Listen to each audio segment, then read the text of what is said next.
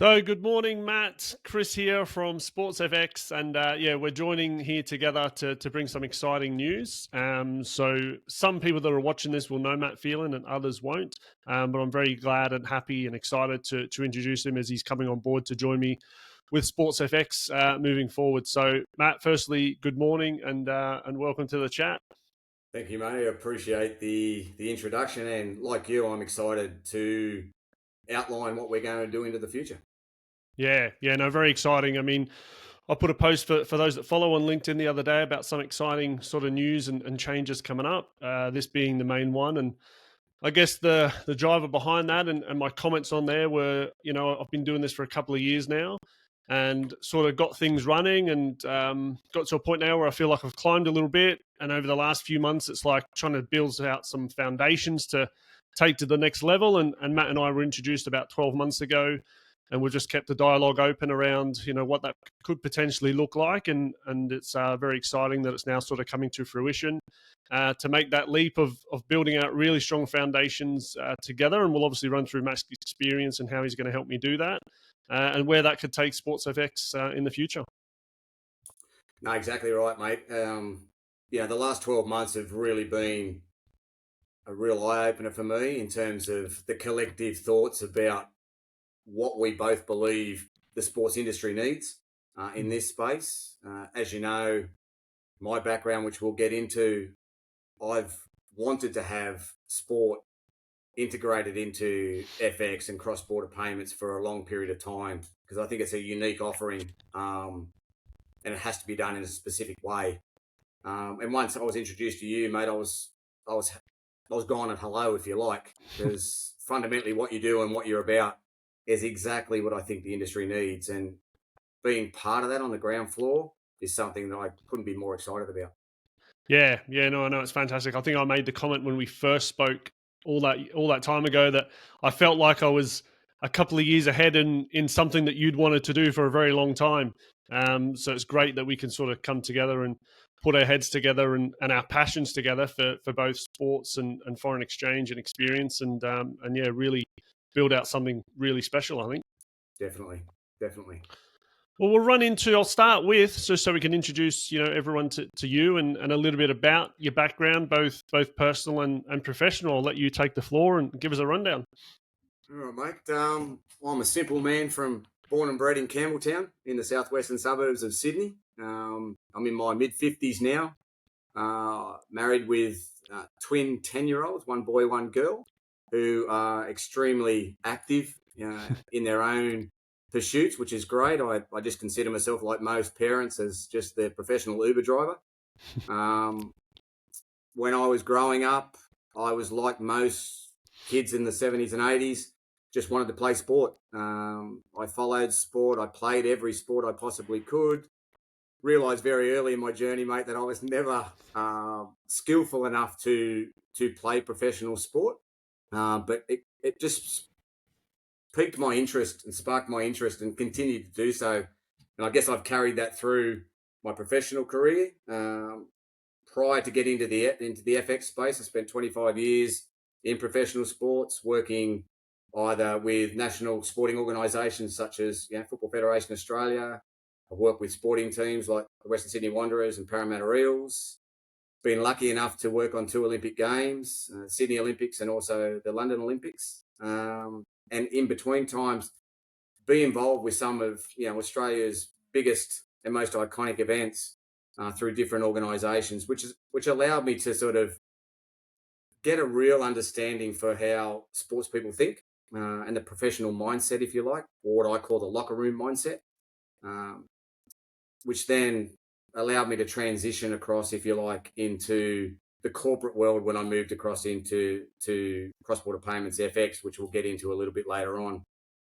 But that's probably me in a nutshell, mate. I still play a little bit of sport badly, a little bit of football, a little bit of tennis, and other bits and pieces just to try and keep my sort of fitness levels up, if you like.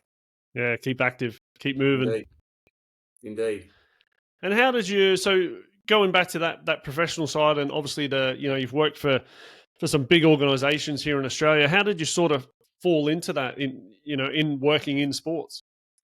mate, exactly that. I fell into it. I can see it like it was yesterday. I was at university studying my degree in teaching in physical education. And a few of my mates worked at the local swimming centre at Campbelltown, and they said, "Why don't you come and work here over the summer months while you're on university holidays?" So I did that, and while I was there, I met the swim coach, the head swim coach of the area of the pool, and he happened to be the Australian swimming team manager at the time, who ended up going on to be the head coach of the Australian swimming team, Alan Thompson. And Tomo and I became good mates, and we're talking about the late 80s, early 90s now.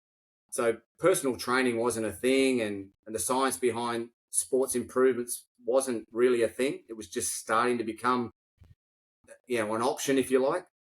So I used to work with Tomo on, we do some programming, we do skin folds, that sort of stuff. Oh, yeah. And that got me into, I guess, junior elite, if you like, mindset of sport. And I was fascinated by it. The level of training that these kids were undertaking, the science behind their performance increases, diet, everything that went with that, their mental approach to wanting to be successful, both at an age group level and then taking that through to open age. And then from there, it just went from there. I applied for a job at the Sydney Olympics to work as event coordinator. I got that role, and ultimately headed up the Western Sydney venues, if you like, for the Olympics. And it just grew from there. I was probably where it really took off for me. I was actually in Dubai, looking at an opportunity over there, and I was contacted by a friend of mine who worked at Football Federation at the time, and she asked me if I'd come back and look after the Argentinian football team when they were coming down to Australia to play against the Socceroos. That would have been 2007. Yeah. And I said, yeah, love to, not knowing what that actually meant, all the time and energy that went into that. But it was an incredible experience.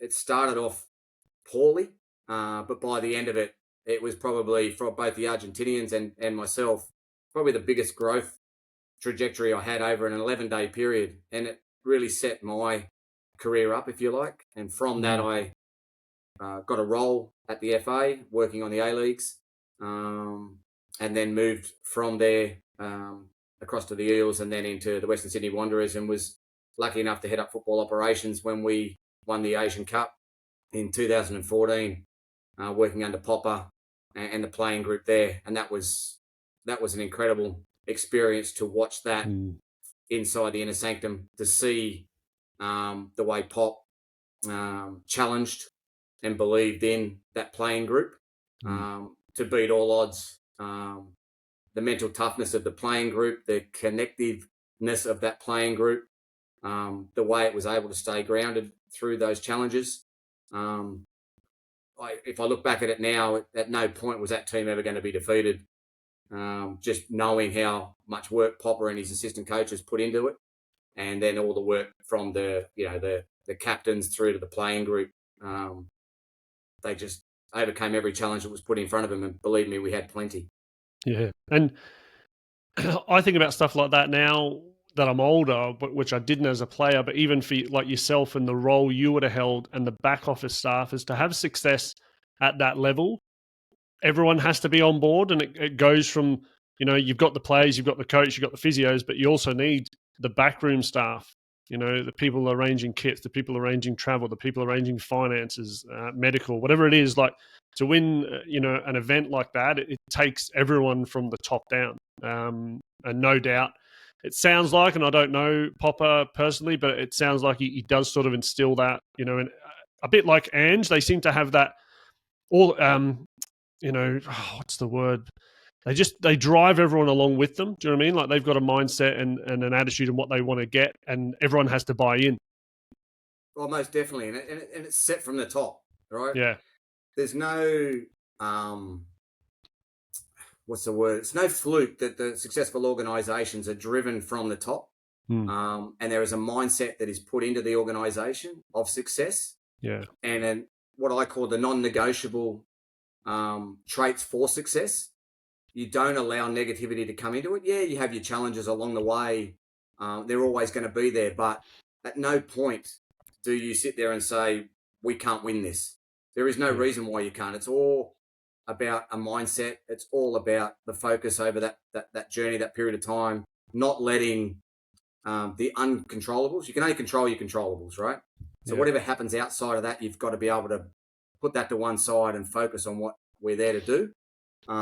And that is relentlessly driven by, in this case, the gaffer. But the people behind the scenes, as you say, the kit people, those that work in sports science, the assistant coaches, the level of work that those people do to bring that team to success is understated. Unless you've worked in it, people don't see that the amount of work, that the hours that are spent, the meticulous hours, breaking down your opposition, if you like, to ensure success. And it's probably very much like, and I've just made a few notes here because, for the ones listening here, Matt and I are going to be doing like a weekly catch up like this, talking about all things sport. So one will be that teamwork and what happened at Western Sydney. Another one will be around Popper because obviously he's just taken over the national team job. So we're going to have content for years, mate. I can see it, but I'll get us back on track today because, for those listening, we're going to be doing this weekly. It's going to be great. But from that, and you've probably covered it there. One of the questions I had was, obviously you've played and you just love sport, but what was it that you love working, I guess, the most? What drives you the most about working in sport? For me, it's simple. It's the mindset of professional athletes and those that work in the sports industry, coaches, sports science, CEOs, administrators. That single focus on success. They're goal driven. They have an attitude. They have a resilience to them. They take instruction really, really well. The honesty of the conversation that takes place in a sporting team is something to behold.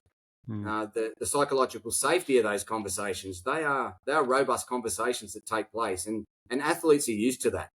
And I was always fascinated by that growing up. Talent is one thing, but it only takes you so far.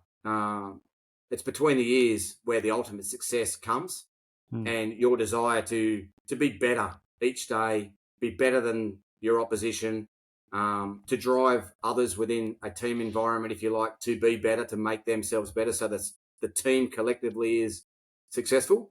And I guess I've just taken that mindset across to the corporate side, moving across into FX, and driving my team has always been using those analogies, if you like, having that attitude, that mindset of being better every day, not being the best. I think by being better every day, you ultimately become best. But best is a ceiling in my mind. Whereas I always believe athletes are always striving to get better. No, definitely. Gaza, who was one of my favorite players when I was growing up as a kid, I once heard him say, he probably didn't say too many things that stick in your mind because he was drunk and having a laugh all the time. But he said, just be the best at what you do and success will follow. And it's one thing that stuck with me since I was about 10 or 11 years old. And it's right. It's just, as you say, just be better every day. Be the best at what you do, and success will follow. And I find that as well. It's like, if you can, like in our case in SportsFX, if we can be, the best FX broker for an athlete, the success will come from that. It might not be today, it might not be tomorrow, it might not be in a week, but over time, when you just continually be the best at what you do, that's just going to have a massive snowball effect. 100%. And the belief in that, the challenges that come inside that belief. I mean, my school motto back in the day was, what you sow, so shall you reap. And I fundamentally believe that across any part of your life. You've got to put in, you've got to do the hard work. You've got to passionately believe in what you're doing. Otherwise, why do it? And in a sport context, that's paramount. That's fundamental. You hear sports people talk about their love of the sport first and foremost. They grew up playing a sport. And at some point, it just turned into their career. But what we get to do in this space is really provide a trusted entity to support them, to allow them to continue to do what they're doing, but support them in some of their business decisions, if you like. And one of those is repatriating money. Yeah, it's a big thing I've learned as well, probably since starting this and getting in and around elite athletes and sports associations, is how much help the athletes actually need. Like, not just in FX, obviously that's the one arm that we help with, because it's a very important one, and I've been doing this for 10 years now, and it's often one that's left as an afterthought, I find, from players, from managers, from clubs. Like, it's the FX part, as important as it is, I don't think enough people are proactive about it, and that's obviously what I'm trying to change. But at the same time, they need help in so many different areas, and the thing you come across all the time is, you don't want people getting scammed or getting burnt. You need to find these trusted advisors in the different space, and something I've picked up through the PFA is how fantastic they look after the players and how much care and attention they put on for them, and try and put them in touch with the right people. And I've been lucky to be introduced to 10, 15 people in different fields over the past couple of years that I feel are in that same boat. They've got the athletes' welfare, first and foremost in their mind, like we do. And it's a great space to work. And if you can get that circle of people that specialize in different areas, but all have the same common goal. And I think that's fundamental, mate.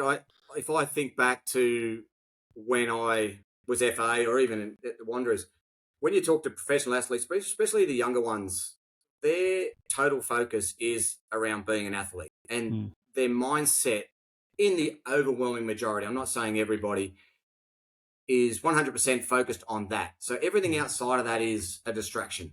So they don't necessarily understand or want to have the conversation around what next would be, because that takes their mind away from being a professional athlete. What I found over the journey is when they get to their mid-20s, they're in their second to last contract, might be married, might have a mortgage, might have kids. That's when they start to think about what next looks like, and that's when the real conversations can be had. Yeah, I remember anecdotally, and I won't mention the player's name, I don't want to embarrass them, but I've witnessed firsthand and on many occasions when athletes have come to me saying they want to transition out. Wouldn't mind doing your job, Matt. And I'm like, well, think about that, because you're a long time retired. You've got to then work into a 9 to 5, and it's never 9 to 5, as you know, mate. Every day, you've got to turn up in an office and you've got to do X, Y, and Z. But when they can't turn on a computer or don't understand that, and educating them around what their second career looks like is something that I think people try to support them on. But first and foremost, they're professional athletes. We get the opportunity to, while they're in that professional career, if you like, provide them softly a layer of education that supports them and potentially offers them a career opportunity post their professional sporting career, if you like. Because where athletes are different, as you well know, mate, they will have two distinct careers. Others won't. They may have a career in a particular genre, or they may flip careers, but athletes have to, in the overwhelming majority, have two careers. Yeah, I know. And as I say, that education piece around, that in general, the FX side, the tax side, the legal side, the social media side, the sponsorship side, like there's so many arms to it for sports people. And we're lucky enough to obviously look after one, which I find is very, very important. And as I said, get the message out to people of how important it can be for them. And for them, it's all about the trust, right? Yeah. And that's the point. You know it. You've been an athlete. Finding the right people that you can trust, especially we're talking about their money at the end of the day. This is their earnings. So having that opportunity, and I always look at it and think you're in a privileged position if you are trusted to move people's money for them. And our vertical is sport, elite sport, and sports people, and everyone within the sports industry. And it's not just the athletes, it's coaches, it's managers, it's everyone associated with it. It's apparel, it's everywhere. Yeah. We can support that and want to support that as an overarching industry. Yeah. Yeah, and touching on that, I'll get into the next part of, obviously you had a big career in sports administration with some big organisations, but how did you fall into the world of foreign exchange? If you want to give us a bit of a background as to how that came about, who you worked for, and what you done. Yeah, it was probably, I was mid-40s, I guess, at the time, and Wanderers had just won the Asian Cup. But when I sort of look back at it now, at that point I was probably ready for a change. The twins were a year old, and I'd been on the road with the team for probably 12 months, or 7 of that 12 months. We'd been on the road and away from family, and I just, in my own mind, I was like, I need to spend more time at home, want to spend more time at home. Yeah. It's probably the right time. So I made the decision it was time to try something new. And I'd always had an interest in the financial sector. Told my wife that I was doing that, and my close friends, and they couldn't believe at 40, mid-40s, you're going to try and start a new career where you have zero background in. And I had zero background in FX. But I guess my network, I'd met through sports sponsorship, the ex-MD of World First, a guy by the name of Ray Ridgway, and we'd kept in contact through. We'd always be at the same sporting functions, sporting events, and we'd quite often talk about his business, and he'd talk to me more around the people management of the business, if you like, the transformational process of his business, and ask and seek some advice. And then that journey went on for a period, a couple of years. And then he sort of said to me, would you consider coming and working for him in a chief commercial officer type role? And as I said to him, I have zero background in FX, but am more than happy to come in and learn. I knew what I didn't know at that particular point in time, but was fascinated by the FX business and industry. So he brought me on board. I worked with him for a period of time, and then ultimately took over the MD role or country manager role for Australia and New Zealand. Again, with a limited background in FX, but had some really good people, skilled people in that space who taught me plenty. And I think one of the keys for me is understanding what I didn't know, knowing where the skill set was, and allowing those people to just do their job, give them the tools to do their job. I really love the FX business. It's an authentic business. The people in it are good people. They're in it for the right reason, in my opinion. It's quite a simplistic business, even though it's complex underneath the surface. But fundamentally, people are looking for trust. They're looking for a speed of transfer. They're looking for the cost of that transfer, and they're looking for a seamless onboarding process. And if you can replicate that and provide that to your clients to varying degrees across those 4 pillars, then you've got a business that people will trust and use. Yeah, and I was very much the same when I joined FX. I had never been involved in it before, but what I've found, probably very much like yourself, is it's all about the relationship with the client. The FX part, I've just learned over 10 years of watching it daily. But it's the relationship part that, and the biggest thing that stuck out to me many years ago when I worked at Tour FX was I called someone once because we had large databases. You'd ring people all the time, and people used to start answering the phone and saying, "Oh, hey Chris," and they'd saved my number. And at that point, I realized how important it was for the service you provided. It was that someone had saved your number that was doing a money transfer. And it's because you've now become important to them because you've built trust and credibility with them. You've either solved a problem, you've either saved them money, or you've got them out of a compliance situation, whatever it may be. There's a lot of different things that go along with sending, money. Sometimes it can be easy. Sometimes it can be a little bit complicated. But it's having that someone that you can pick up the phone to and say, this is what I need to do, or this is the problem I've got. How do we fix it? And you know how to fix it. And it's the authenticity and trust of that conversation, right? My philosophy's always been that you just tell the truth. Yeah. If you can help him, you help them. If you can't, you just say, I can't. Hey, but why don't you give these guys a call? Because they possibly can. Yeah. Um, a lot of businesses, be it businesses, individuals, don't even know that they're doing. They know they've got to do FX transfers. It's just part of their business. They just Yeah. don't understand what it looks like in behind the scenes in that transfer. Yeah. And if you can come without a heavy sale, purely just trying to educate them and show them a better way, Mm. you're right. They will save your number. They will ring you back. Yeah. And they will have that conversation with you. Because, we are talking about people's livelihoods when you're talking about money transfers. It's not insignificant. No, no, it's not. Especially when we're moving some large sums of money. Not just us, this industry in general, but the difference between someone sending 500 grand overseas to buy a property between the bank and a FX provider can be $15,000 to $20,000 difference in just purely in exchange rates. Which at first, when I first done that for the first time, it blew my mind. I was at tour. I was a couple of months in. At the start, you just handled small transfers. And then the first time I had to do $1 million transfer for someone, the difference between us and their bank, which I think was ANZ at the time, was about $26,000.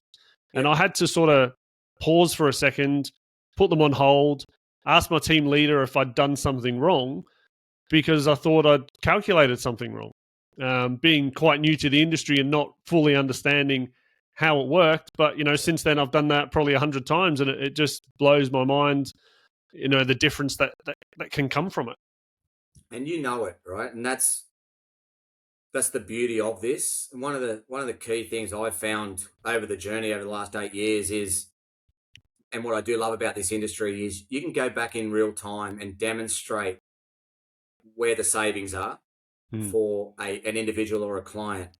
And mine's always been around, look, all I can do is educate you and show you what we can do. Whether you choose to take that service or use us now, that's your decision. Yeah. But I always found if you did that and you did it properly and did it appropriately, people will, not only will they trust you, they will recommend you, they will provide you with other opportunities to help people, because you're providing a positive outcome for them at the end of the day. And I'll give you an example. I used to drink coffee at a particular coffee shop in Sydney. And for probably 12 months, I had coffee every day at this coffee shop. I used to take meetings to this coffee shop. And I got to know the owner well. He sort of knew what I did. I knew what he did. But I found out one day he also had restaurants in Singapore. And so I just asked him one day, how do you move your money? Who does that for you? And his straight up comment, which what I expect, he goes, I've got a personal banker. I've got a trusted person that I use. And he does all that for me. And as soon as I hear that, when I normally hear that, I go, okay, we got an issue potentially here. And we just talked about it. I said, look, this is what I do. Do you mind if I have a look? Do you want to show me some of the receipts over the last 12 months? And I can go back in time and I can demonstrate and show you whether or not we could have saved you any money and or not. He did that. And it turned out over that period of time, we saved north of $100,000 net. We could have saved him. Now, what that did to him, I said to him, look, you can go back to your bank and have that conversation with them or your personal banker and highlight the fact that, you weren't getting the best rate. You can stay with him. He's a trusted ally of yours, or you can come across to us, your call. But again, over that 12 months, that trusted person has taken $100,000 out of your back pocket. Yeah. So that's where I think brokerage firms can provide a point of difference, not only to individuals, but to businesses. Yeah. And I think from a sport perspective, I think that's the layer where we can work with, be it agents, be it trusted advisors, financial planners, accountants, tax agents, whoever is advising or guiding the professional athletes. We should be a bolted on trusted entity where they use us to provide that service for them, because we know we'll do it better and we know that we'll give them authenticity and also, a trust in that transfer. I always think of it as a value added service. So someone like an agent or a lawyer or an accountant that deals with a sports person or a business, Yeah, it's a value added service. It's what I love about it. It's a win win because the yeah, client will save money and have a better experience, and we make a small profit, and that's just how it works. We obviously have to make a profit somewhere, but if we can make a profit while the client's better off, it's a win win, and I've always found that to be a real key driver of this industry is and why I love it, because it's a good situation for everyone. and when you walk into the sports industry, or certainly the world of professional sport, trust is number one. Yeah, You don't survive unless there is that trust component inside that, yeah, and the ability to have that value add for the clients. That reach to give that value add, that trusted voice, if you like, on that transfer. The fact that they can pick up the phone and have the conversation, mm, one, to seek advice. It may not be for a transfer. It might well just be, hey, what's happening at the moment? Where's the market at the moment? Where's that pair? mm, I've got to bring US dollars. When's the right time to do that? And yeah, trusting in that conversation, and then the transfer will come at a point in time. yeah. I get a lot of questions, sent to me, whether it's WhatsApp or a client gives me a call, and it might just be about, I'm moving into this new country. What's the best bank? Or Yeah, I'm going to go on holiday. And I'll advise them about a travel card like a Wise yeah, card or something like yeah, that, not to use your CBA card while you're overseas, and send them across there to do that as well, for the 100%. same reason, because you've built that trust in this industry, and even though we can't help you, we'll find the best answer for you. And I've found time after time after time that people obviously appreciate the honesty, and come back to you when the actual money transfer has to be done. No, totally. And yeah, I've done that over the time, mate. And I think that's why this opportunity of you and I getting together, the alignment in terms of how we think, Yeah, um, is fundamental for me. Look, like you, and we've had 12 months in these conversations. I don't think either of us would be sitting here today if we didn't think alike on exactly that. Like, yeah, if I can't do something for someone, doesn't mean I'm going to say no and hang the phone up. mm, I'll try and find who else can do it and just recommend them. yeah, I mean, if I can't do it, someone else can do it for them. Get them the best outcome yeah, yeah. No, ultimately, 100%, and that's just hundred not percent. sports people. That's just everybody. Yeah, yeah, because like that, and you'll find over time, certain countries you deal in, it's more difficult than others. Sometimes it can't be done; it only has to be done through the local bank over there. Yep, I had one just recently last week with Thai baht, and he's been to 2 or 3 banks in Thailand now, and none of them can send Thai baht out of the country through their banking system for the ones he spoke to. So we're just looking at other options for him now, that maybe a World Remit or Remitly that might have a local Thai baht account, the ones that sort of work in that Southeast Asian region quite heavily, yep, yep, and put him in touch with the right people there, and see if they can help them out. 100%. And as you Yeah, say, mate, it's all about the relationship. It's not about the immediacy of right now. It could be something when they're thinking down the track. They go, "Oh, I remember having that conversation with Chris or Matt. yeah, I'll give them a call and see what they can do." yeah, yeah, yeah. No, definitely. It's the long game. It is, and I'll jump into now, and we've probably touched a bit on it there, but one of the questions I had, and this is just for you to share with obviously your network of people, and people that you deal with, is why you've chosen, or why you've sort of sought me and SportsFX out, and why you'd wanted to come on board, and where you sort of see things going. It's going to sound cliche or cheesy, mate, but it's basically for what you stand for and what SportsFX stands for. The authenticity about the service you offer to professional athletes at the end of the day. That truly trusted platform where you've been in their shoes. You've been a professional athlete overseas. You understand now the cross-border market extensively, and you can offer real-time advice. You've got a mindset of a sports person, so you understand the challenge that they face when they're making that phone call to a person like you, Mm. and you can take them on that particular journey.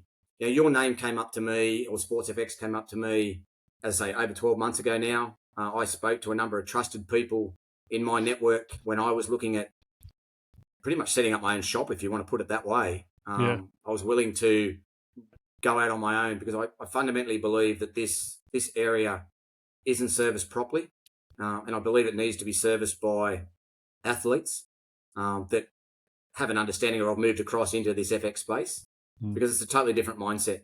And I was told, give you a call. And we had that call, mate, and the rest, as you say, is history. We've had numerous conversations over the last 12 months.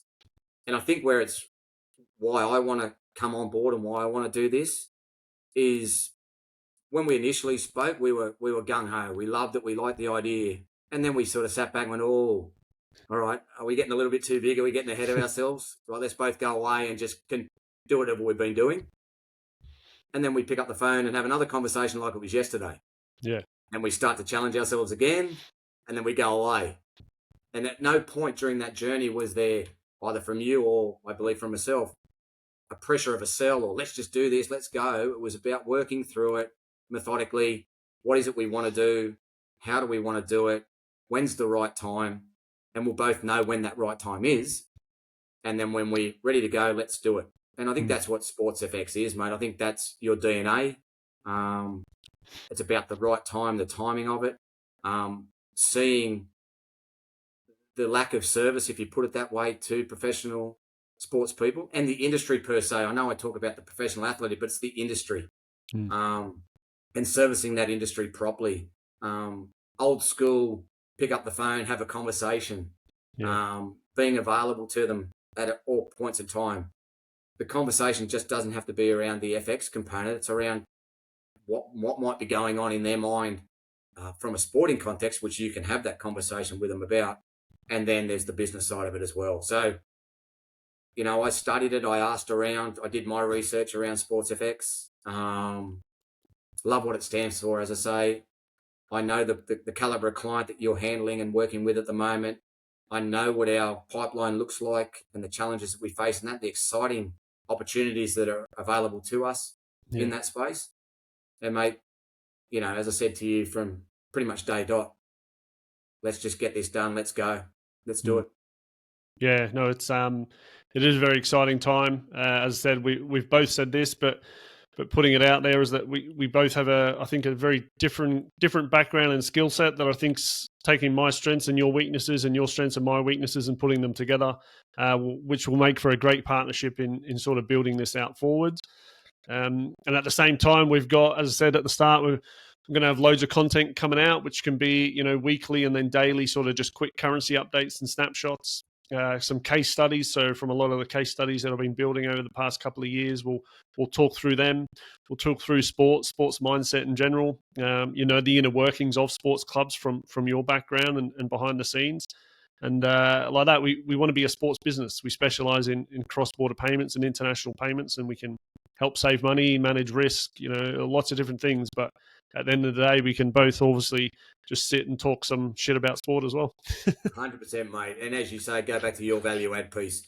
We've got a network of people that can support the other layers of the sport business, if you like, to support those athletes. But mate, there's nothing better than sitting around just chewing the fat around sport. It's a fascinating industry to be part of. Most people are emotionally attached to a team, and all they see is a lot of people, their livelihoods and their moods are generated off how their team goes on a weekly basis. Yeah. Right. And it's a very interesting dynamic or different dynamic when you take highly skilled business people and drop them into a sporting club. It takes them a while to understand the dynamic of a member-based organisation that fundamentally don't give a rat's about most other things other than 2 points or 4 points at the end of a weekend. Yeah. You know, they don't care if you tell them that the club is, you know, profitable and highly successful and had the best sponsorship year that it's had. Oh, it's got the most members. Rat's ass. What they care about is, are they on top of the ladder? Have they beaten their local rival? Yada, yada, yada. That's the business of sport. The emotion and the passion that comes with that. And that's driven by the players that take the field or the court or the arena or whatever it well may be, that drive that emotional connection to their fan base away from, you know, that are watching it on TV, sitting in the stands, buying the memberships, all of that sort of stuff. Yeah. It's a fascinating place to be part of. Yeah, no, it is, and this year, I mean, we're both involved in football, but for this year, the excitement just in general around. You've obviously got the Sydney Derby, the Melbourne Derby in regards to the A League, Melbourne and Adelaide, but now we've got the Kiwi one as well, which I'm very much looking forward to seeing that get started because between an Auckland and Wellington point of view, they've now got a big rivalry over there, which I think will be fantastic. And you think about it too, right? We talk about it from a football sense. You and I have had this conversation many times. Was lucky enough to play in the John Moriarty Cup again the other day, and it's grown year on year, and the caliber of ex Socceroos that come back and play in that collegiate look at football to support such a brilliant entity. The people that play football, professional athletes from other codes that have grown up playing football but didn't go down the football route for whatever reason, but fundamentally love the game and come back and play it post their other professional career. Yeah, there's two legends of the AFL that have played in the John Moriarty Cup that are passionate football people. Right? There's so many cross pollination across all the codes of athletes are athletes first and foremost, but their mindset and their experience that they bring across into the business world is significant. And I think that's an undertapped resource that, an organisation such as SportsFX can support. And I know you and I have talked about it, and depending on where we go with SportsFX, is we want athletes involved. We want that mindset. We want those people that have been down this road and can understand and talk the language of a professional athlete. Yeah, no, 100%, and we have spoken about that, and I've even had players, that I've dealt with that are getting towards the end of their careers now, and they're asking the questions about how does SportsFX work. They've used the service, obviously they've seen the benefits of it, and they're thinking, what do I do when I finish? And so I've got no doubt those questions will keep coming over time, and I'd love to see over the next few years that we bring a whole raft of ex-athletes into the business as it grows as a part of it. And that can be potentially we've got one coming on who's going to help with a lot of content, and he's the perfect overseas athlete scenario right now. He's a young Aussie kid trying to get a professional deal. He's spent time in America, he's spent time in Sydney, he's spent time in Tasmania. He's chasing that dream, he's living that overseas athlete journey, and he's he's a marketer on the side while he tries to pay his bills and become a professional footballer. So he loves what we do. He wants to get on board, and he's the perfect fit. So it's exciting. There's plenty of opportunity in what we do, and hopefully the growth continues, and I'm very confident that it will. Oh, look, I have no doubt about certainly that growth trajectory. The leap of faith, and I don't even see it as a leap. It's just a natural progression. I've been lucky enough to work in a couple of big shops, FX shops, if you like. Learn and cut my teeth. I think one of the key things in this is knowing what you don't know and being humble enough to admit that and get the right people to pick up your weaknesses, as we've spoken about. And if you can do that and you're comfortable in your own skin and you're authentic in your approach to it, success will just come. Yeah. And this isn't overly complicated. It's just providing a quality service to a particular industry. Yeah, no, definitely. Well, Matt, I'll let you go and enjoy the rest of your Friday. Great to catch up, as I thought we'd announce it this way and get on a chat and give people a bit of a background as to who you are, where you've come from, why you're joining, and it's all exciting. And as I said, we will have lots of content coming up over the next couple of months. As I said, we've probably got 12. We done a brain dump the other day. There's at least 12 months worth of content there. So we'll get on a quick sort of 5-10 minute video, I think, on every other day, it looks like, and just send out some educational information. No, I look forward to it, mate. Now that we're sort of getting it out there, we can actually start doing what we've been talking about for a little period of time now, mate. I couldn't be more excited, and I mean that genuinely. It's been a long time since I can sit back and say that what next looks like is incredibly exciting for SportsFX. No, it is. No, well, I appreciate your time, and we'll catch up on Monday for our first, hopefully, currency overview. Beautiful, mate. Thank you. Thanks very much. Speak soon.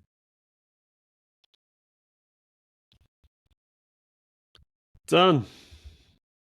Beautiful.